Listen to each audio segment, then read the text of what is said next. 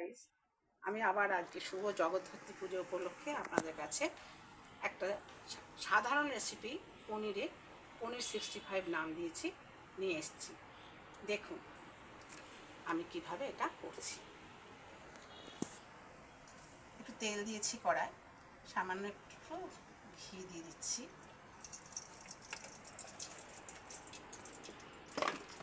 পনিরগুলো ছোটো ছোটো কিউব করে সামান্য ভেজে নিয়েছি। বেশি ভাজলে পনিরগুলো শক্ত হয়ে যায়, তাই জন্য সামান্যভাবে ভেজে নেওয়া হয়েছে। এই ঘি আর তেল মিশিয়ে এর মধ্যে একটু তেজপাতা দিয়ে দিলাম, একটু হিংও দিয়ে দিলাম। আমরা তো পনির নানা রকমভাবে করে খাই, এটা একটু স্বাদটা আলাদা হবে, অথচ খেতে ভালো লাগবে। অনেকে তো মিষ্টি মিষ্টি পনিরটা পছন্দ করেন না, তো একটু ঝাল ঝাল হবে, আবার একটু স্বাদও হবে। এইভাবে এই জিনিসটা করা। তো দেখুন আপনাদের হয়তো ভালো লাগতে পারে।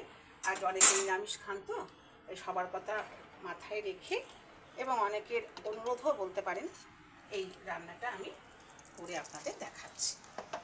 তো আমরা এই আলুকে দেখতে পাচ্ছেন ছোটো ছোটো করে কাটা আছে, আর এই কড়াইশুঁটি আর একটু ক্যাপসিকাম, এগুলোকে না আমি যেহেতু একটু কম তেল পছন্দ করি, সেই জন্য একটু একবার একটা সিটি দিয়ে ভাপিয়ে রেখেছি। অথচ কিন্তু এমন ভাপাতে হবে যেন কিন্তু এটা ভেঙে না যায়। ঠিক আছে, এবার আমি এটা আস্তে আস্তে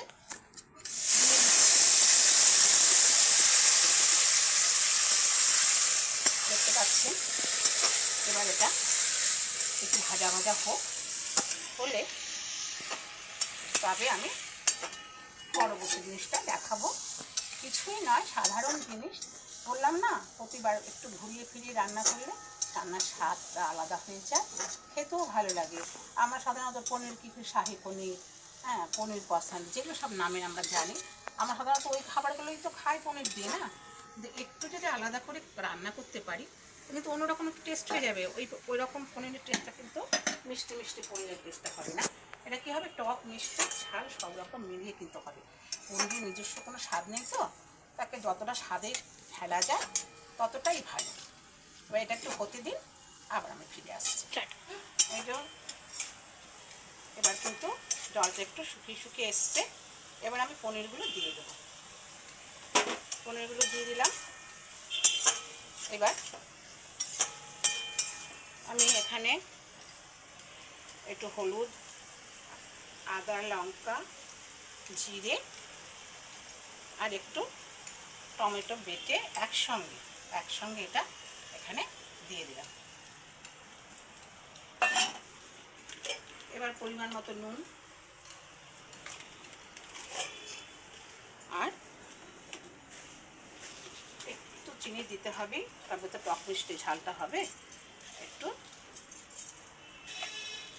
সামান্য চিনি দিয়ে দিলাম। এইবার এটা একটুখানি মাখো মাখো হতে সময় দিতে হবে। মাখো মাখো হতে সময় দিয়ে তারপরে এটা যখন একটু বেশ গায়ে গায়ে হয়ে আসবে, তখন আগেও একটু ঘি দিয়ে দিতে পারেন। আমি এখানে আগে একটু ঘি দিয়ে দিচ্ছি, সামান্য দিয়ে দিলাম।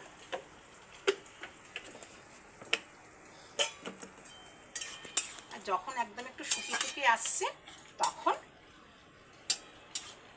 কী করতে হবে, একটু গরম মশলা আর ওপর দিয়ে সামান্য ধনেপাতা ছড়িয়ে দিলেই ব্যাস, রান্না শেষ, সম্পূর্ণ হয়ে গেল। কি না, পনির 65। আশা করি আপনাদের ভালো লাগবে। আপনারা আমাকে লাইক, সাবস্ক্রাইব, কমেন্ট, শেয়ার করে উৎসাহিত করবেন, যাতে আমি বারবার আপনাদের এই সাধারণ খাবার একটু অসাধারণ করে দেখাতে পারি। ঠিক আছে, আজকের মতো টাটা, চললাম।